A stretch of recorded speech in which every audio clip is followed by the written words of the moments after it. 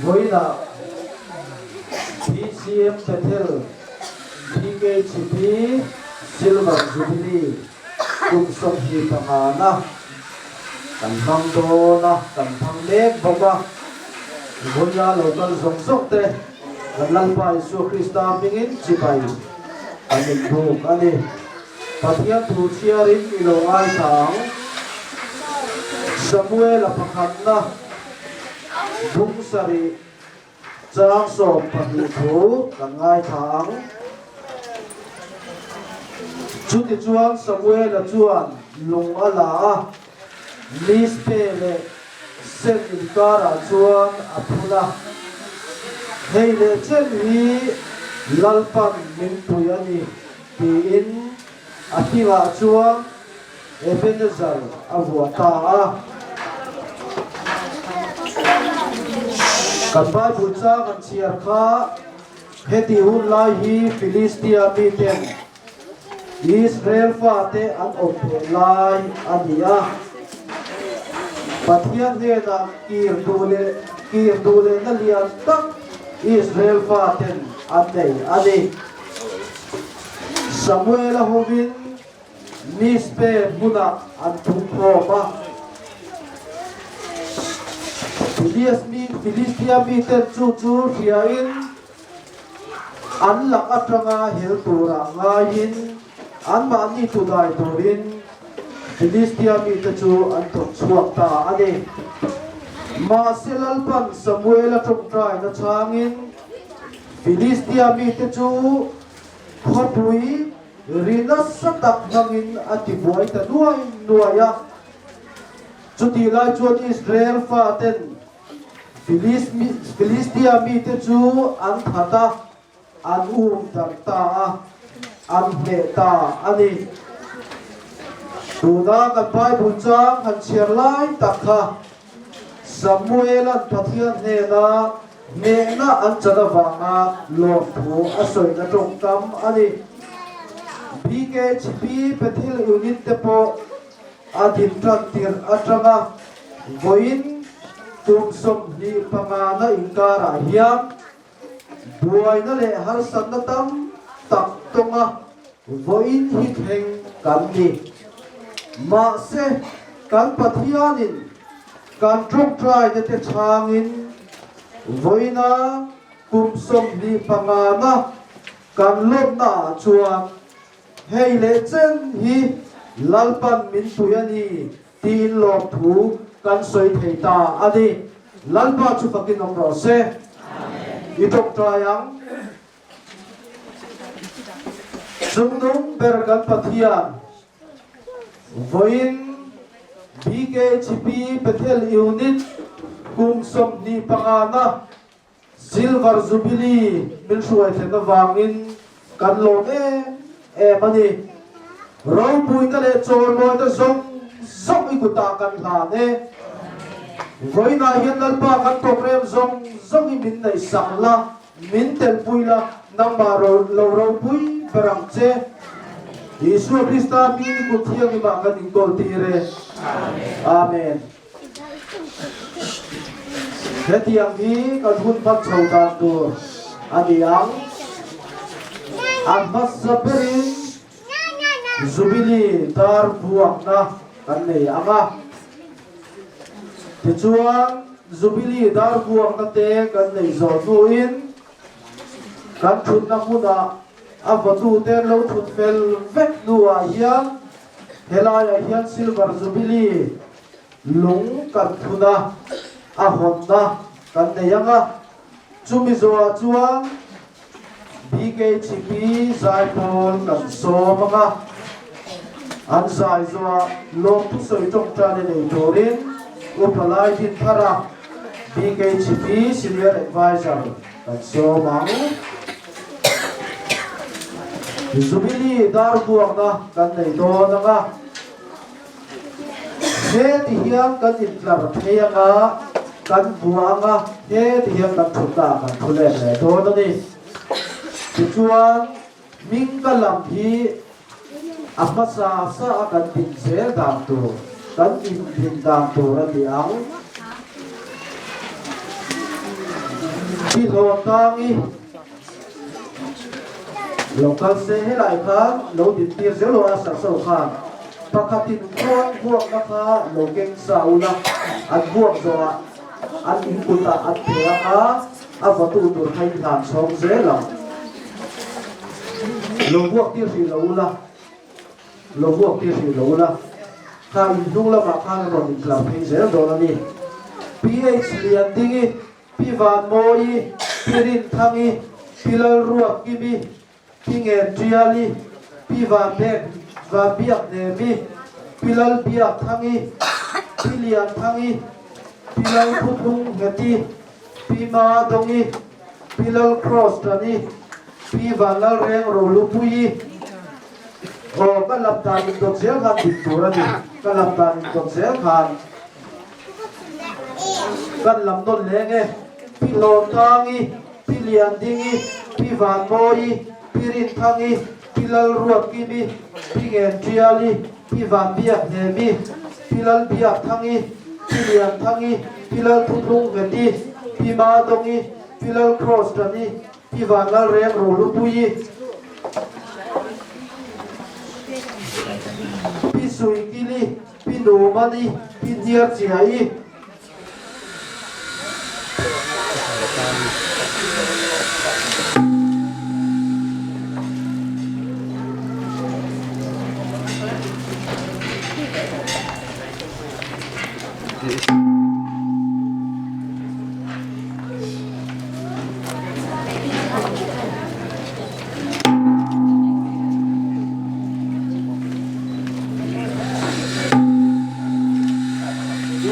Abu Sophia Fabali Puta Putel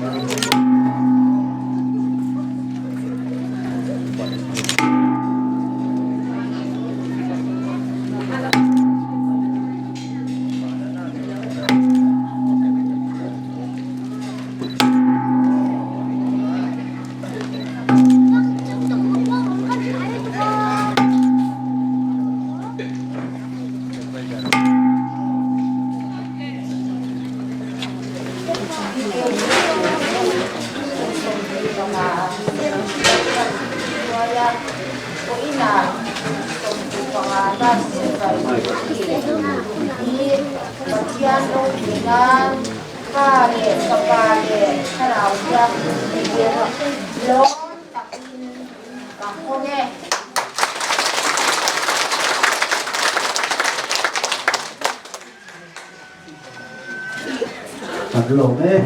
thì hiện tin chung ạ cô lấy thu nạp chuông unit PKGP giải phone thành số mà thế lại cô lại hiện anh lồng tin chuông nga anh giải chuông số công ngay đầu tiên upalai tin thara senior advisor PKGP betel unit tin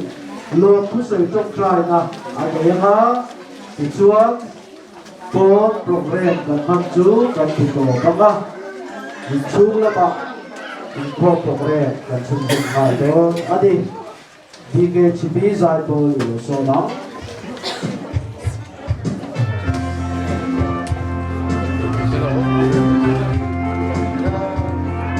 Hãy subscribe cho kênh Ghiền Mì Gõ để không bỏ lỡ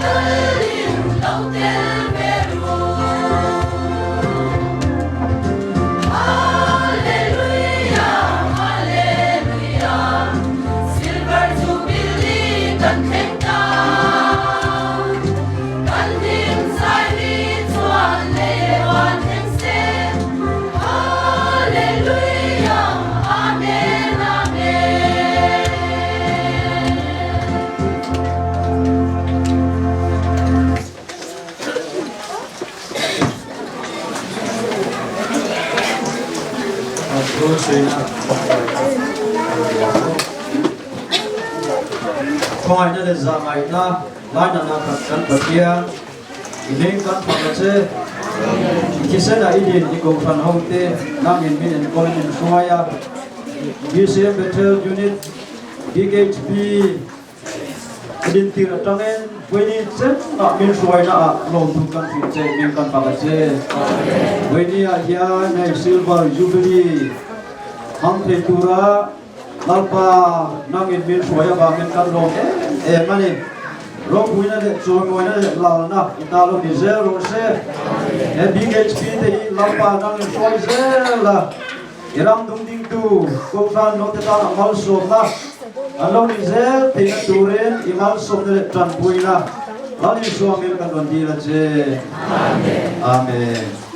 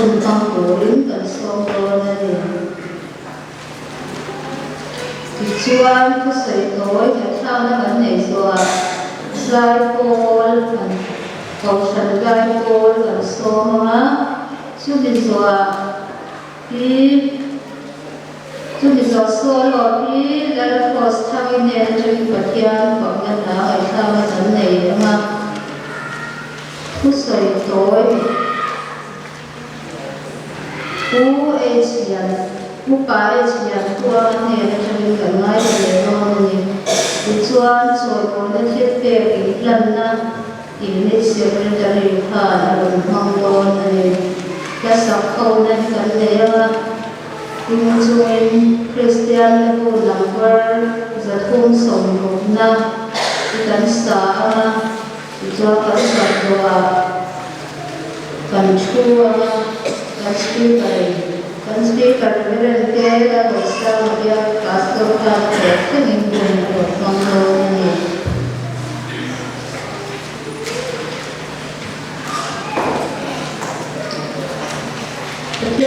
Yang share một tập này để mình việc share luôn sam number za som ni paruna cha thung lai pan hero hui katte ni saka kan lom le ane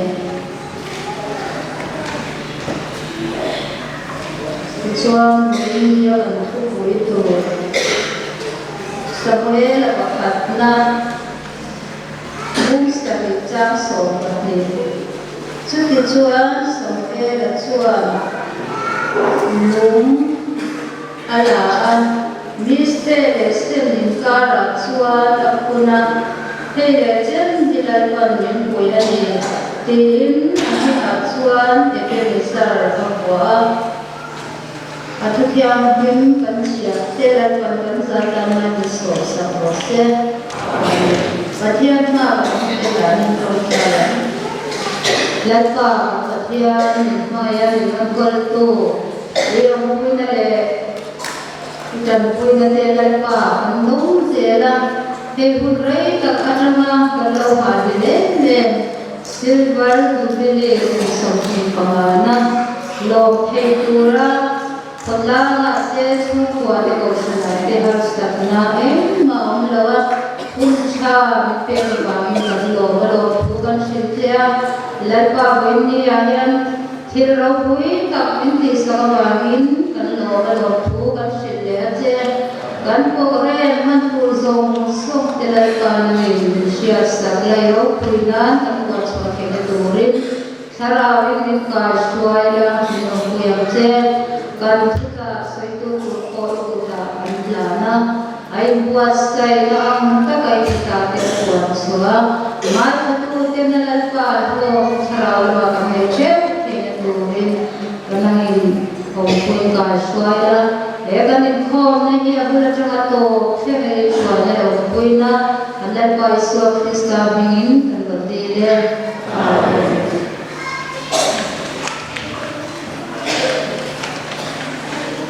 Lepas nacuan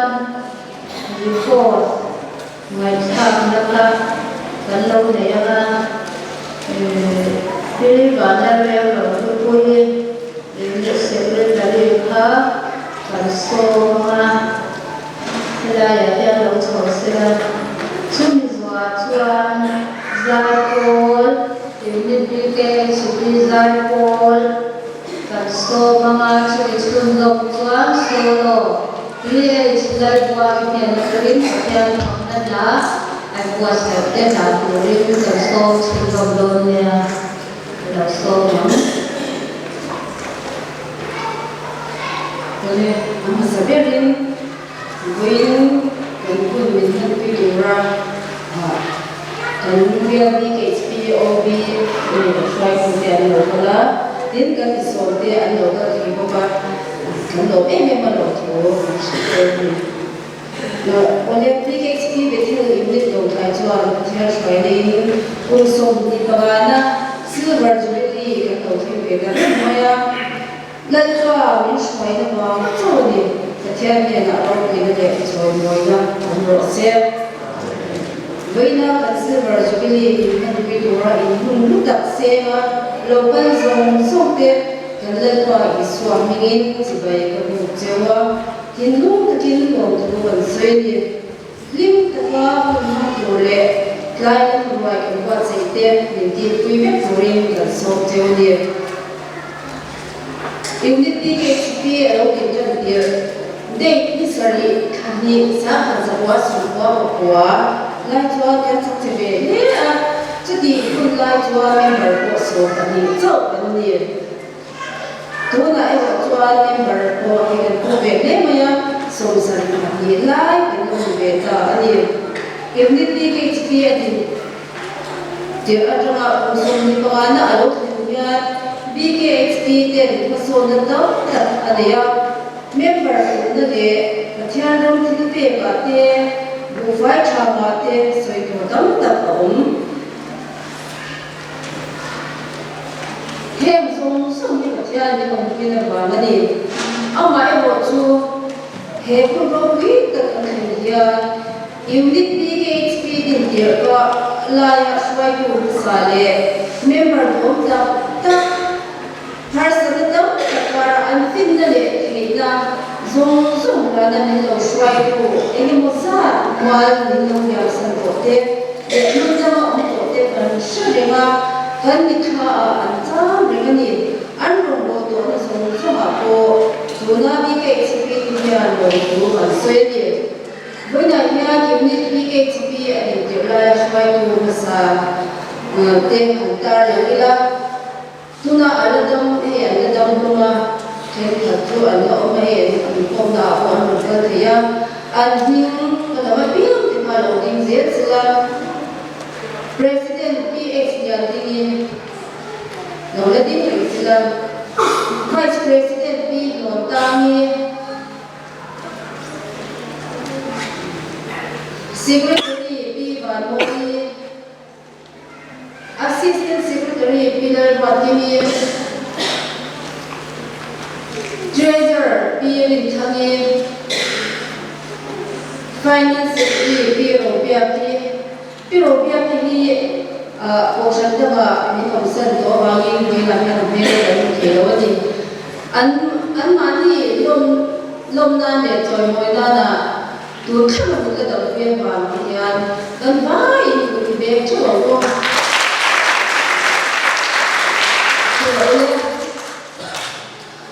Senior advisor te kha da ha ta ko lo ma ku upa ex ya to ka no ti pese ha ti da ya ti senior advisor sa be ra ni ku ti be sa me u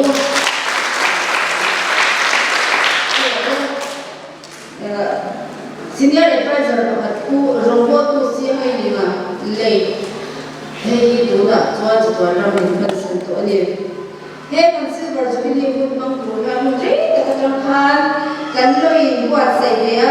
bacha date ko che singa anda beni amai ro chu til angala boura te kan han kira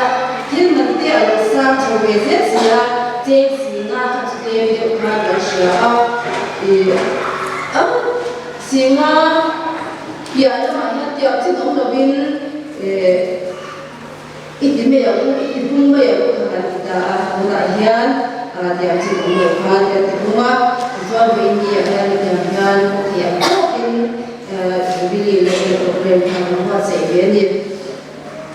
ini dia soal dan nanti dan cara jangan lupa kerja tujuan kan ini nanti tu angin jubilee lomba kan buat saya ini souvenir ko asyam hilawa amai ro chu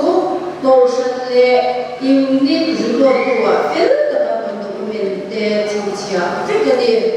basic thar le no clearing kan kya no ya ashwai se no ashwai ke ra thar se din le pa ro se no le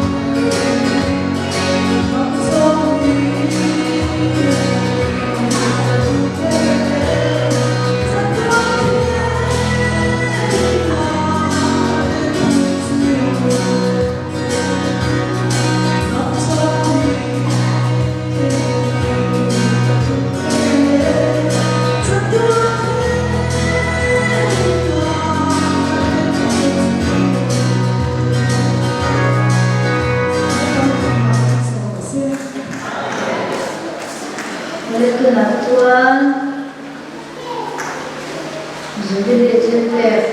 jangan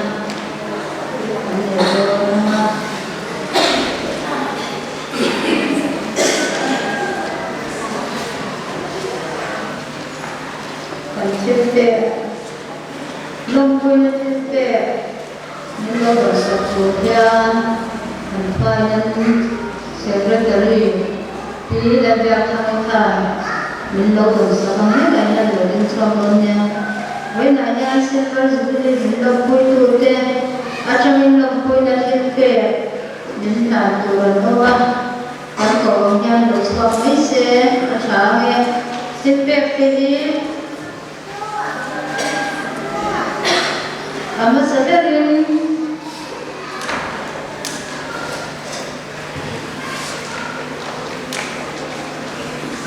dia bikin suci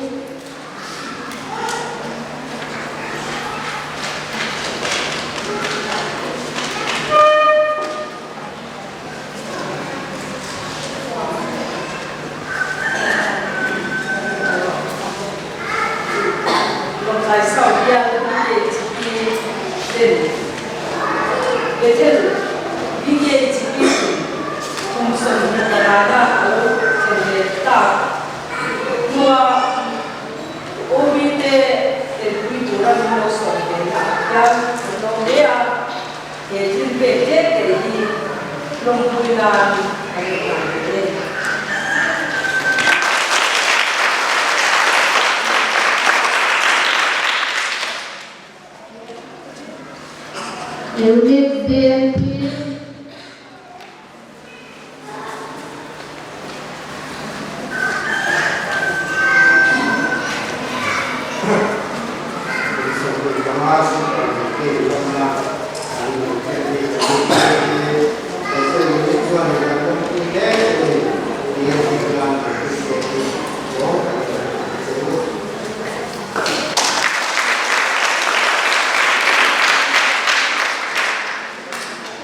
unit 3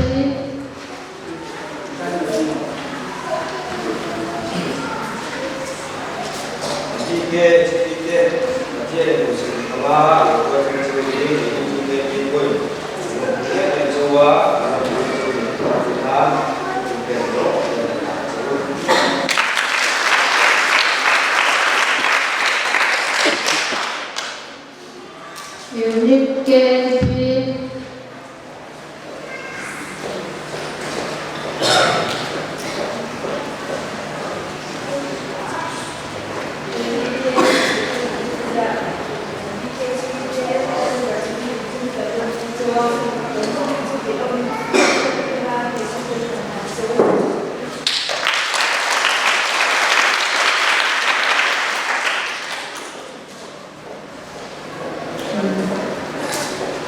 Menjadi kalian semua dulu bisa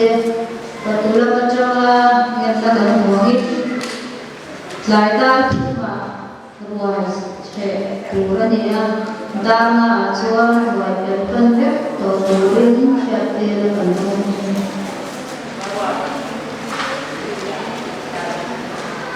waktunya minimal Love pun nanti terpilih aku kita macam cuan dan soft juga.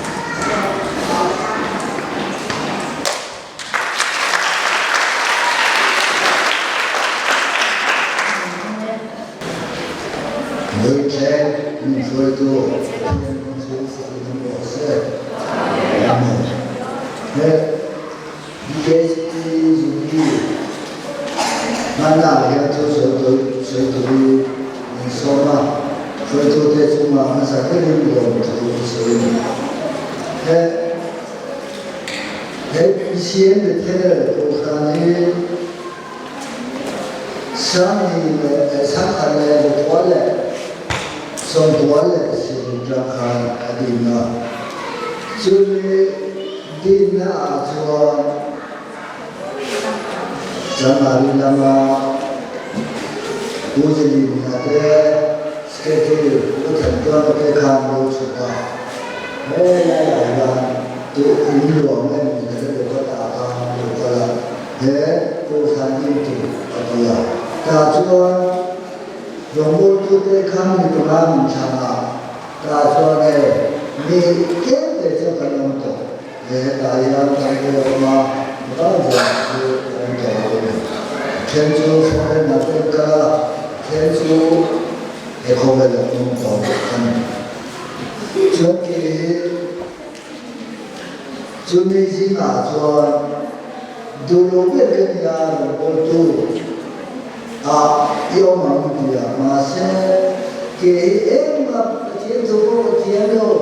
ai ko ko sia nayo tune ro mala so ko tia ya ma se min tha ko ni ki na ta chuan yom tu ni ki ya chimi chau ni wa te sara ni ko ni ki mala khani kha to de se to chuan he ni se ni the ko sa ane na oi ku de chuan de ni de to ana tu Orang mereka zamto, dunia anu ini kali, aneka cuma inse,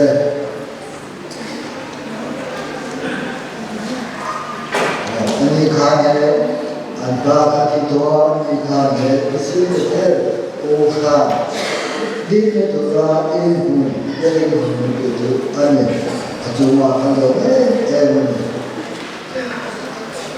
cuma ini kita ketian dalam negara kalau ini ketian cuma belum terus sebuah bukannya kalian tidak cuma dari jadi seperti macam dia cuma bikin itu dia kompoha bikin ya, so belum ada soal yang terlihat kumahan lupa, kacuan, tu kami ke ani ingkatan dua, kacuan, buat kan rumah, kami kacuan, bikin kan konjela, bikin siapa Voice dia bagian dari tadi itu songhi lepana ide segi adina alumni doa alumni dan wenya kongkan he bagian tujuan yang juga karena kami berlaku dengan songhi lepana jauhnya Lima selalu pacuan, kami demilo, lihat mudah, member demilo mudah ada awalnya pacuan member zero kanito, lihat kami sudah ayam belum cukup saya, jadi tidak hasil tanpa masa, mereka Hemi munagi tuli lepa nunna lepa sama kalau ema long tu sebuah jual tujuan sangkal zen itu ya sebuah ide ya lepa macam ini lepa ni suara jadi tuli banyak orang 통성 때 예반은 그 성전이 그놈에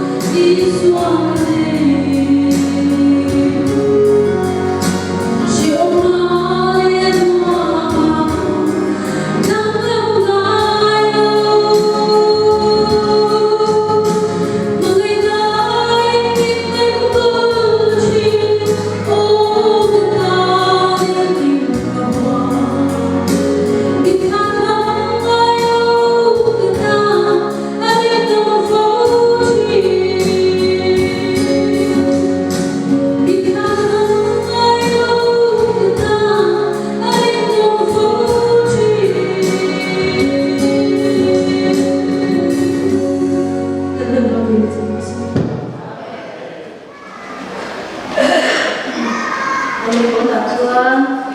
saya doi ini nga saya pada sudah tuan yang kami sama mereka sudah join soalnya tempe internet ini saya dari pasal soalnya kalau orang deh, kalau ini lom lah ni, pasti ada lom tu, kalau saya lom lah ni, anda, kalau istilah BKCB, helai betul, tua cung, kumsum ni le, rumah, ada bukan, sebiji. Silver Jubilee lo kalte atharin cibai kabu cewa in hei kan mai tha tuang khan biar ke sipite zap ka han so ho kan bi ke sipite nan dua amaro tu kilkam tak han kirin OB te anak soma ngai koi mo le akan biar koi tu te mel kan han bu in hei mi pula ba ko mi to chin tu enge mosa kan le ya lo tu kan soya in hei raya pa le ko tu te chuna ba hian Kan pastor Syria Reverend Subhano kate ipasilal tu kate in hei ukai Subhana hela ya upasilia kan ko kan kan siap kan chata mi kan uang itu kan mele kan mua lo tu kan soi itu tak cukup kan mereka makan asal yang merah helaya atau cukup kan minum itu le helaya kan kongin maya minum sudah tu tin mungkin minum serta kan mereka Zau kapaso anjurua ya na oma amaro tu ite to le kantin ina chin ankia dicuan dulu keong tak cungin wenya yang kung lang akong kan mama alo mongse inka dia kan mai tha ang bokha hei kumsum ni pama sirkan lau liang hian kan member kan kuai tu BKCB hanya ma tak kami lau en tu active mai en mosa lelung ni lau san toa an mani ko ni ahen kan kering ani ikha laya kan hian kahan soi ngon kele dua malam panin BKCB kan selama member so pani lek aja ni norpan dulu minta saka kumsum ni pama anu kalian member so sari le pani kalau kita renga BKCB hi patian le okran patian ramkan antang kai ma okran tuke nile seru bin kun lokale tura ko kan BKCB unit hi kan hangen thak lea okran en koruna kan mamole tur apui lo lai mo kan dei kan ki thei lo ampe bengwa taka go na mayan kuchina ya kun kale se la ko chuya na chuan an in ge na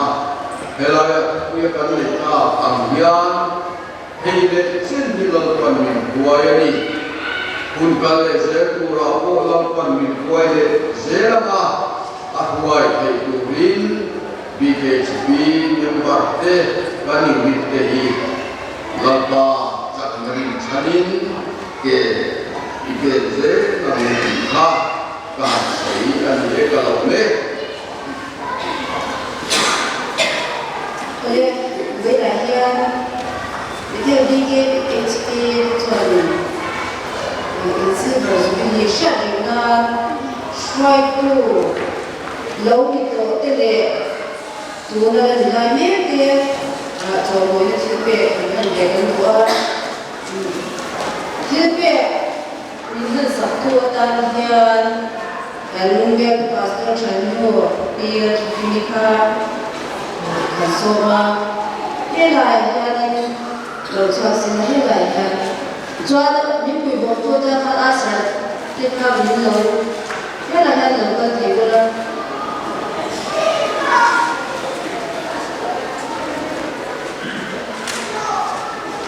dikhan min ka la pia te ka ila chua ka la khani tu pe ka ni da zai zo ne Nama sebut PH jadi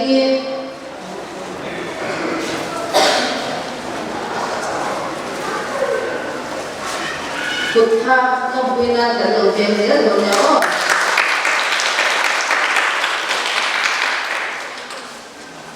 Pi Vanmoy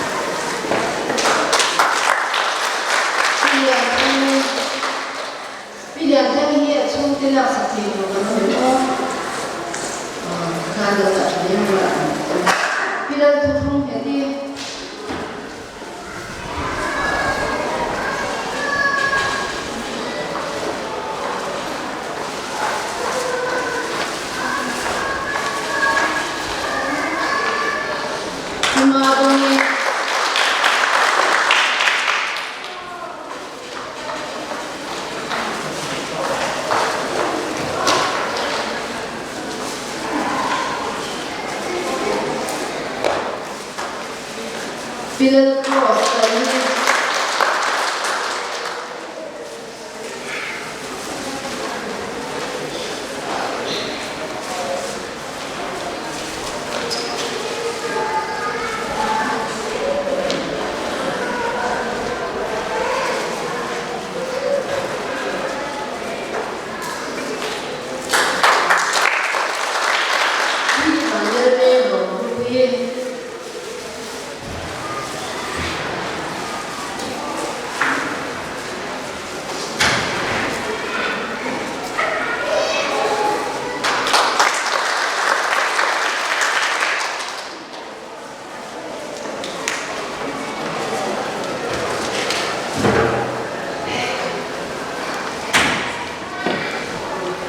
Bimagi tu lah, belum ya.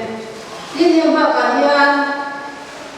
Wayne dan Jubilee, kuat yang tinggal kami itu kan ni cuma cuci tu ni kalau piu kita ada kalau saya dengan tinggal kita semuanya PSP ni jadi nak semua ni lah yang saya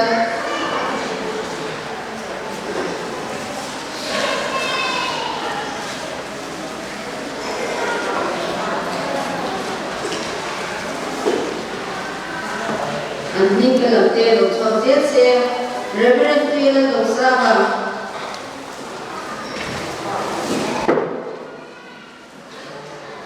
Reverend Baloma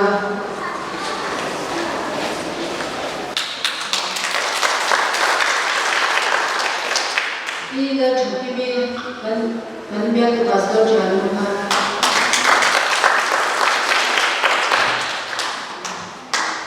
Dia tahu kita nak sampai dia Vice President PK Nichai, Assistant Secretary PC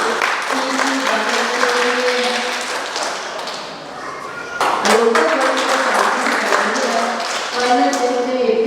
Vandal Hui.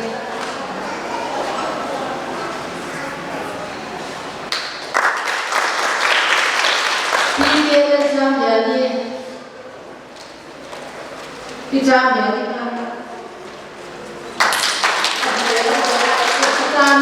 kami itu kalau jatuh pilih rongsan ni kan, minum sesuatu dia.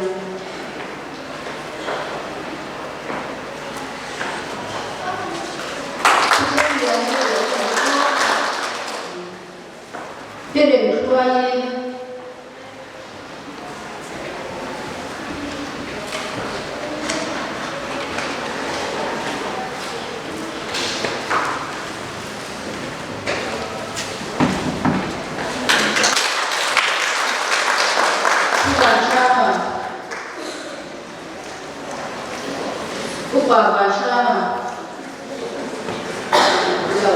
Oleh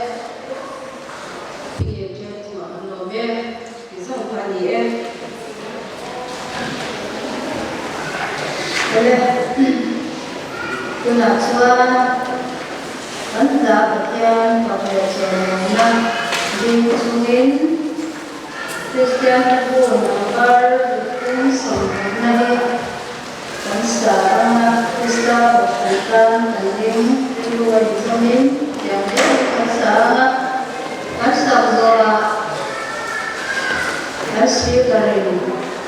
atau selingkuh atau banyak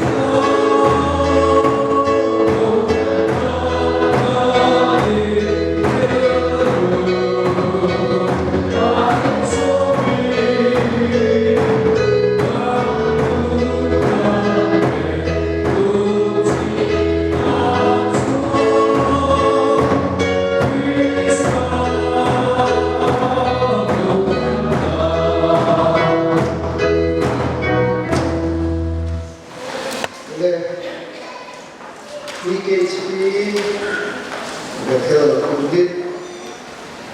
member som chung tele Kuzula Ocean member Lai Dia Kukian Hima Kulkal Kesel Som Kenal Pak Sofista Tuin Cibai Kabu Ciwali Katian Kui Malso Jelso Se Hey BKCP Bethel Kundit Tumsum Tile Pamana Silver Supili Inteng Hei Hindu Takin Kalong Kui Ciwa Tedia Kudin Fue Tentu Kan Patia Chu Choi Mose Nirose Chuanin Hei Chanko Kui Mo Tak Mai Kun Chang Kurin Dia tu pastor Musakacang Inamsiatehi Along Katia Rong Bona Hianin Enge Kui Mo Peranti Kamay Kohian Rong Bona Indu Saki Nilo Hong Keveni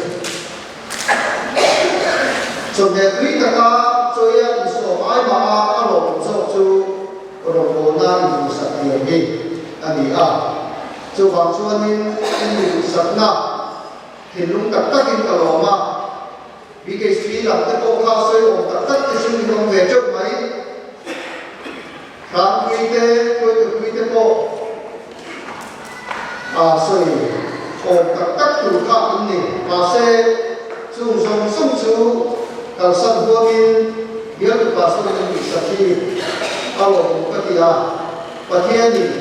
mà có sổ thế làm chú thì riêng luôn và thiên nỉ ta thông tin cái gì thì chúng ta mà kan pastor pensioner prevensi bang mate in desel hi along katia na sa usia hi ko kan loma kan bimeni beni dia sinka takin kun kan kumila chome kan san ha de beka hemi prevensi ta kan Taglan ai hadik kan kadang-kadang untuk sekali amen. Biar kesia marusu atau jangan mereka sehingga mereka buat sesuatu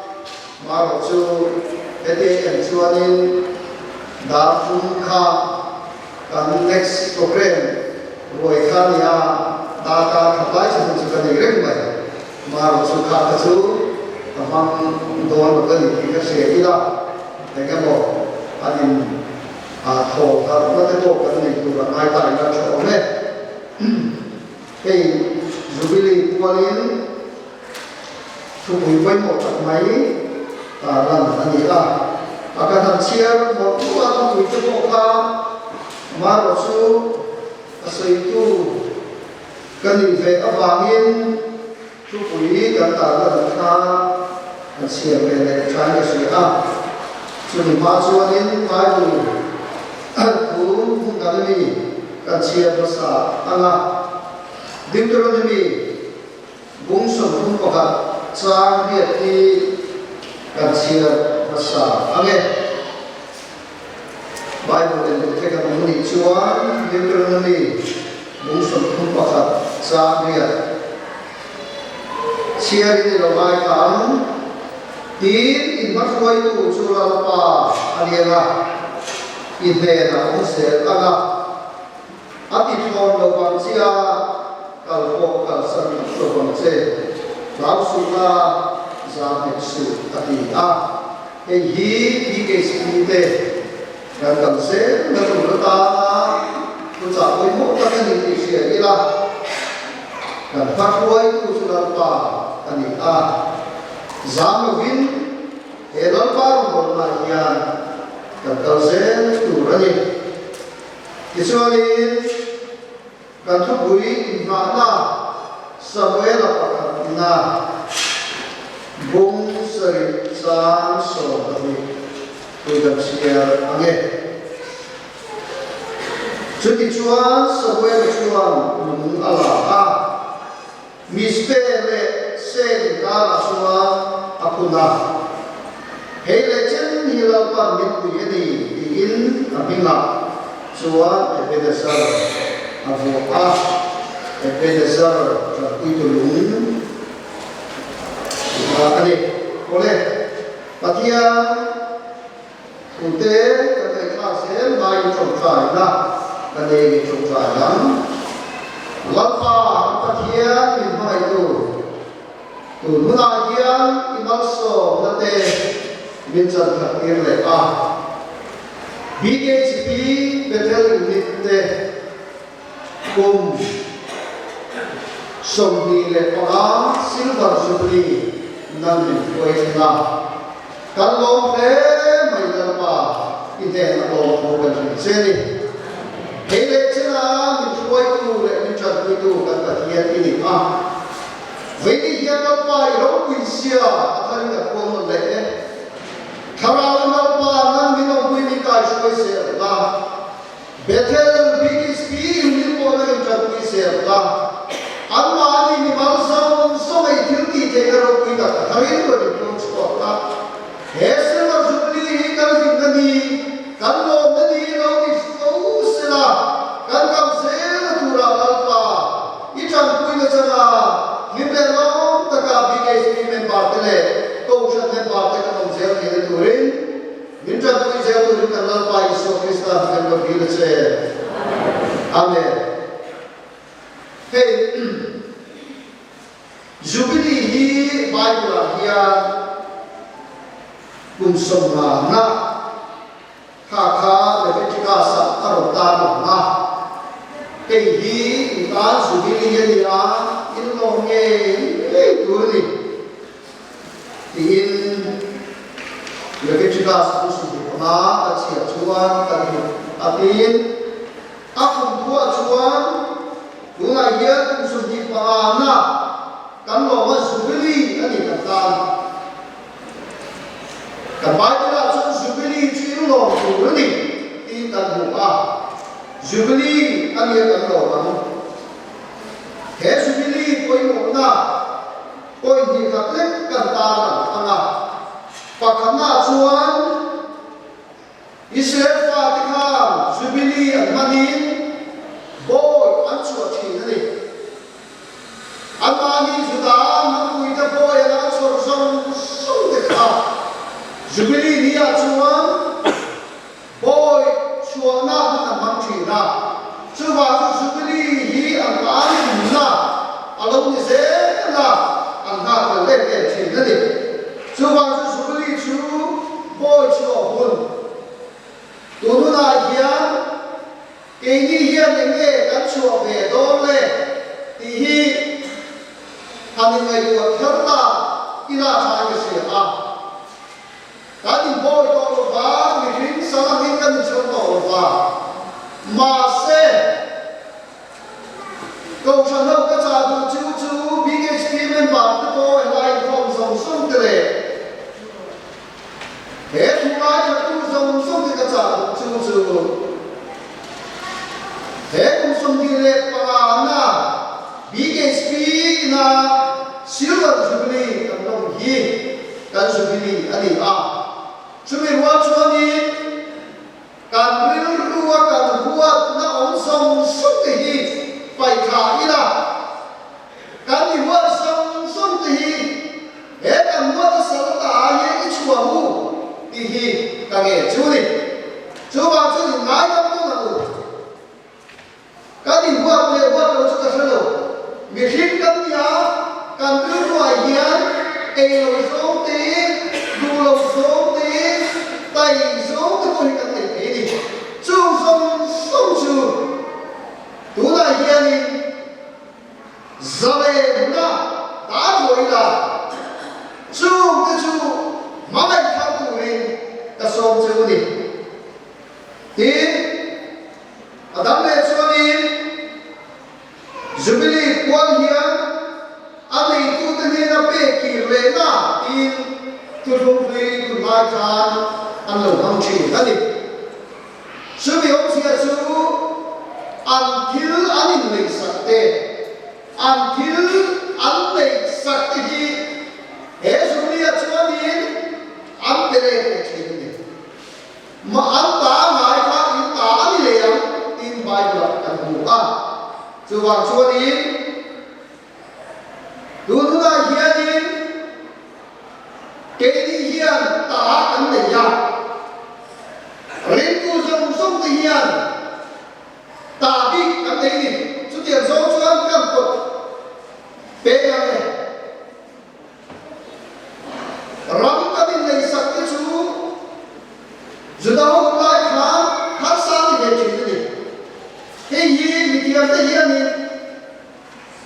anh đi làm tất kia đi anh đi thiệt thì cái chú ngày tuổi nó sẽ là mà sẽ giúp đi mà nông tiền tuổi này vàng mấy xí này tuổi này chuyện gì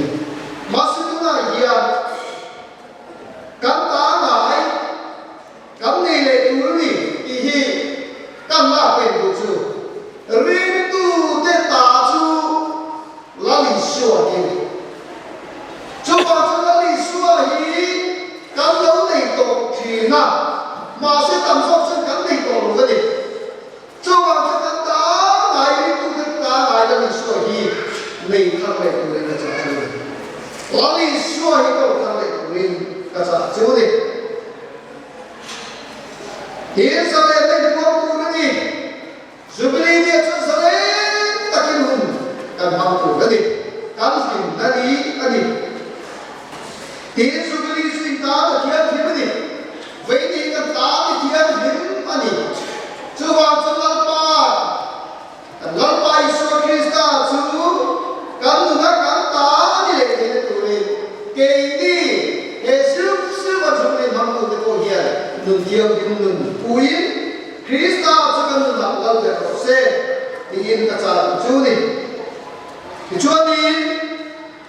he le chen ni lo kon mi pui ni ti kha ka tu pui ani ta a vai tu nam hun thei thei tu ra min pui tu chu Yesu Krista hi ni report te kan mai kha a kum som ni pa ta lâu khen ba bún cần chân cùng mà cái nào bún thịt cá cùng sườn thịt ba lần lần tôi khen cái này khen xong mà kia đi miễn quy tu apa Yesus Kristus và cái gì thì cần xét lên apa itu apa cùng xong thịt ba thì tôi khen tu miễn quy tu lalu Yesus Kristus thì Yesus mau siapa tu Tiếng công xuân thì bằng ai đâm nó lại cái xe na miễn về khang công xuân thì bằng bùn chân thì nó ta cú nhìn ta khi hiện ra cái đâm cả theo đầu pha đâm sâu xuống luôn ăn liếm của ta mà số cái đi sang là cái đi cũng là và thiên ban số cái này đủ sang cái gì Yesus kan Jubilee mang thei tura laupan min ruat hi apen ni hetian silver Jubilee thei tura dam na di pe tu chu kan lalpai Yesus Krista hi ni se thar le in kan soi oi ko hi koi mu mi hin tam chu nun te ka mai tua kun ka mang mo ni ki ka sia khan ka mai ko ne va fe hiao mai he silver Jubilee kan na khen te ti alo je hi kan sia ta ai ka sia ni kum ma samaya khan kum sa ni le som ni pakata khan Mizorama mi hin chi sa ki sa bia le sa akhat ani chu sáng đi xong đi bắt đầu đi bắt đầu chú bố chú cảm ơn các cái này không bị cùng mà hiểu là các cái là một về đi anh phải làm tập em được thì chúa sáng đi xong đi còn những ông đại sầu và mình sau đó mà mình thấy sao chú sáng biết rằng là để sống biết để phải đi anh nhỉ cái này kan na dam fan ho ni chu abro ta ke se ko Longkai district hian sang ni so ni panin kuma khan mi ja se le pa Longkai district ke ni ma se ke ni chu ni ya khan som som kal pe rin he silver juli mang thei turin lampan kan na min su saka chuwa chuan kan na min su saktu kan Longkai so Krista chu chol moi no se với đại diện các chất nó vào anh hiểu vào các thầy nó vào anh hiểu vào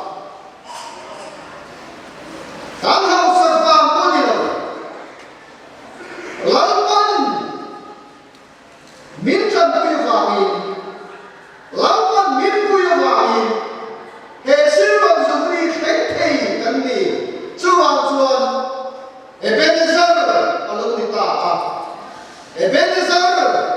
kan kui tulung Vaini yan Ebenezer kum som ni mga silver jubilee ani aro kui de mai Jobi ba chuan ki ni yan ki tu kam nei ta ni kum som ni le pa opan min fuai na bi ke spi ang so ma o ame ba som so ma ko hian kum som ni le pa mel ni mu ni ra ba hian lampa he na ki tu kan nei ta ni amal so na kan na ba ni nei ko min khen ki thei ya chu wa so ki tu kan nei ve ta aba ko so na tu se tu ni le a thu ngai sa na Krista thu ma ke kan pe se thei na tu ta lau pan min tu ani chu ba so ka ni bo se ta se a ko ni se ha ti chu ani mai son se mo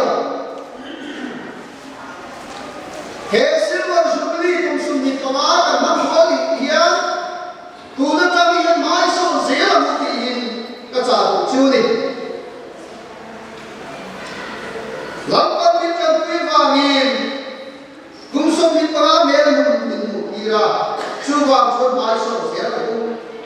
Filipi kum kum sa so kum ka chuan ken tin ma so ti kan mo ni vai ni kan ken chin chu ani ta ni mo tu na hian kum som ni le pa kan lo ni ta a tu lu ni kan ken chin chu ni ta ni he hi kan to na tu ani le le mo he ta kan hian ma so tu ri ke ka pe angai ta ani chu tu na cham hian maso kan mai mo kan to na ni lo hin kan na se la chu ba chu ni ni maso kan nei bi ke spirit so na ti hian ti ke ni maso kan nei maso tu tam ta kan nei ya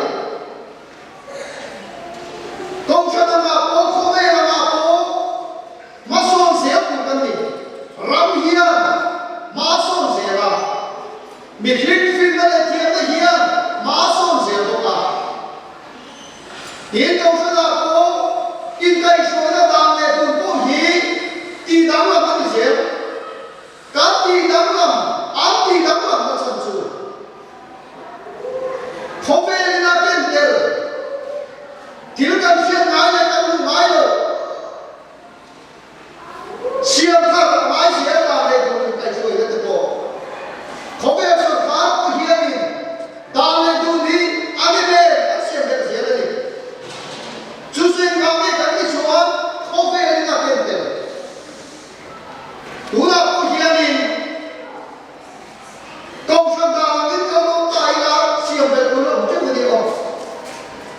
da la siam lai ko me ni na a to ngai le til a lo phen se ko mai siam tu lo chu datur lam te pu hian in ta kam khen se la ati ra sin lai ta ta o mai lo na ta ta kan siam mai lo ko wa in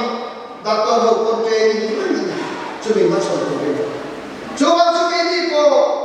he bi ke speak ni kai so ina he ni kai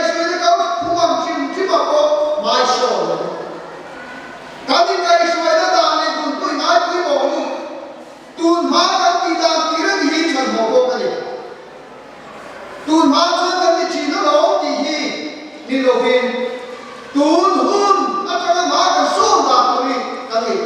thằng ai số cái này cao sơn nun cái này là tuôn má thiên cô cao sơn nói đi xuống cao sơn hầm trong nun nói cho cái nó trong nun dễ lắm vài năm khi cần trong nun hầm trong nun nói chỉ mà xem đi cô khen khen à tuôn má cái gì làm đi hết chú thằng một vô chiến thằng thầy nó cũng gì à chắc chắn cũng gì à chú cái啥cũng chú đi chú mà chú cũng cũng sống như mà cho nhiều bị cái gì cái gì à anh em nó sống này chú nó mà đi gì à hết bằng cái con này hết bằng nó cái nó là cái nào không phải mà Amerik Kovin Jilak Kuwa Anruna Mikin Song Sonan Mana Angan Te Song Song Angan Tai Amerik Thì cho nó có cái nào thì muốn thế mà ya chú bị gì nào chú nó cũng mang gì nào chú nó cũng quý mình bị lệ nào bao nó cũng quý bị lệ thì có tiền lệ thì đâu thế mà ya thì cho nên nó thì cái nào cho nên sipai alam kamu tu nó ôm về ta nè alam về đi khao tu thì anh đi thôi nè ta đủ à chúng ta cho nên mi zaruk sipai zaruk kalau kita itu kecuali kita bagi orang kecuali apabila kau kalau cuma umta kecuali besok lui kami kita besok lui cucu kalau ada itu cuma sama ya cuali ambil kecuali cuma ambil apabila kau cuali mi pakat anh bắt đầu cả chú ấy nhìn thấy bao nhiêu great em rồi anh phải cái bé từ cái tiền kia ra chú anh bé mà tu ra mình trong cái là cần làm gì chú bài của cái chia ra là cái sự chúng ta cần thì cho nên cái số này các bạn có thể cho nên đại cái ai ta si phải rồi anh ấy à dân hi cho đại cái thì anh sao anh ấy thì cho nên giờ thì chú bây giờ mình cái rồi cho nên anh ấy làm việc nó cũng ta mi giờ thì để cho làm được nên cái thì cho thấy có cái nào bây giờ anh ấy không chọn để tất cả anh đi mang sông sông thế anh chú lên tất cả ra là sông tất cả ra là sông cái cả chỉ sáng sáng anh mang anh làm thế cái làm một thế anh làm tất cả anh một ta thì cho nên bây giờ mình come out cho nên để ta thì cho cái số rồi mi giờ thì cái bộ chú là giờ ta cái bộ của mình có gì cả chú ta cho nó mà nó sẽ nó chỉ à ta cho nên mi xuống hậu cái bài là tiếng chú hậu anh tu lâu cố tái cái còn có lắm đủ si bài ra đâu trên khắp hậu cho nên cái về là hậu chú chẳng những này đâu cái gì anh cái về là cái này cũng lên rồi mà sẽ đâu có ta cho anh năm khác phải kinh cần thì cũng lên cần thì sẽ làm chú này có sự cũng sẽ chú mi thổ linh á bố là có mi thổ xa linh á thiếu gì cái công chuyện này lo mà truy làm việc mà sẽ anh ấy có mà các sự liên tục khéo mình cái chúng ta chưa thì anh phải cũng lên được rồi cho chúa để cái gì cần phải làm có mà bố thổ hậu này cam cần hậu này bây giờ người ta cái 只能看干大家的东西，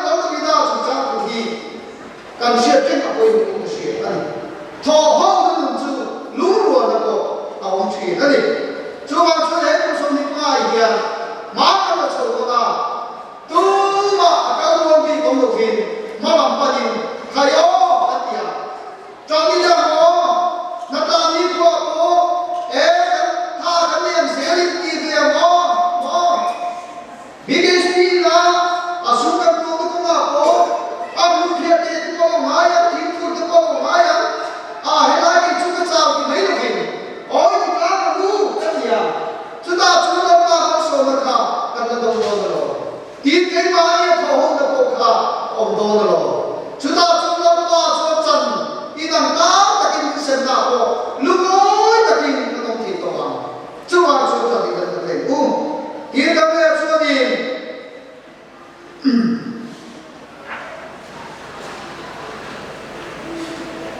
lắm mà không ca cái tụi à tổ bên ta chú đi cái đi xem thật vậy ôi nói đi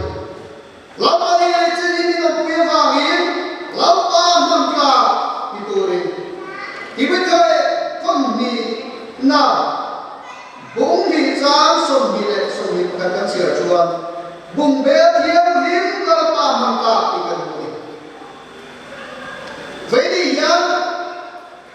in chung khô ra in đâu quý ta cả chuan đi ram cái chắc cái xiêm té tăng cái roa xiêm bung bé đâu quý ta cả ông mà sẽ khang trong lâu đi thím lệ bé lấy xiêm tới bỏ một cả cái chúng con cùng bé mỗi tập lên mỗi liếm đầu cái cổ gì ông ngồi ra ở đâu quỳ ra đi đâu ông ngồi đầu ra ở đâu quỳ ra đi đâu ông này tôi na ông mang thầy ở đâu quỳ ra đi đâu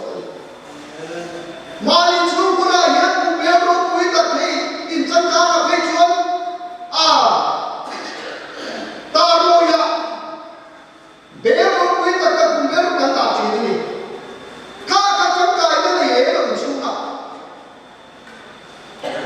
thì ta cho một bé đi chúa thì chúng ta mong muốn đi ta rồi ta đi đâu một bé chúng ta cả chúng ta sẽ đi chơi hàng cả mắm hàng chúng ta suy sẽ có đi đâu mà sẽ anh ấy tụ ba anh ấy tụ nu na tụ chú một bé thì ta chú mang thiệt ha thì người bé đi xia phố ở mỗi liếm đầu cho ta kia ta đâu về có mấy gì mà sẽ à bắt cho ba bà chú năm thì chú rồi lắm mà nó tụ bé chú thiêm liếm chú thiêm ta chú kỳ đi vùng bé này tôi được cô hiền càng mang thầy dễ khả năng đang trong tay này chú vào cho ba mang thầy lắm ba mang ca chú ra các điểm bớt sẽ lại đi BSP nó bảo thế hết cũng xong những áp trong số đó in ta rồi nó có viên in dây rồi nó thì là viên mà có chim chim ông nó thì là viên lắm ba mang thầy ra nó không phải có gì lắm ba mang thầy tôi lên cái bớt sẽ lại đi mình sống tu cái này tôi là đi suốt kia đi áo quần tất cả mình mang thầy ta nung thiêu nếp nó cũng sẽ của mình các sản của chú này các xây thì tôi cũng đã sắp hàng lắm mà nó sẽ có xe và thiên các phòng này các sồi hồi nan cái gì program si ta ta là sa anh ya Christian ku number lý lệ sồi lệ mà na if mà cú là pa kiến cần tu cần tập kiến tập kiến sẽ đi đi cần sa la phải sa rồi nó sồi lên cần run rồi rồi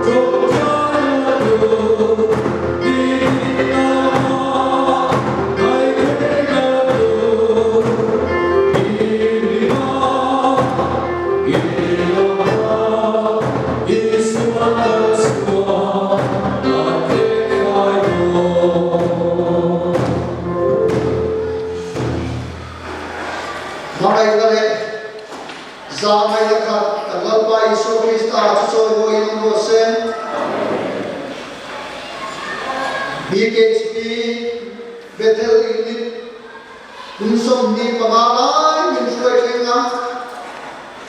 he kun min suai thenga wangin imin churo visual se rose he kunsom ni pamala kami ana son se nun kan dai din turin atharin BKSP में बात ले को ऑप्शन में बात ले रहा है पूरा सही से रंग से है कुंसम दी प्रकार के लिया BKSP में बात ले ऑप्शन में बात सुन तीसरा खड़ा हुआ सोना कुंसम दी से रंग से तू ना ये कर पाई सो तीसरा हमें कहते बात पतियन हमें कहते खड़ा पियो ने को कोई ले को ना तो तक से तू ना तक से तू फिर in the name of the Lord, Amen.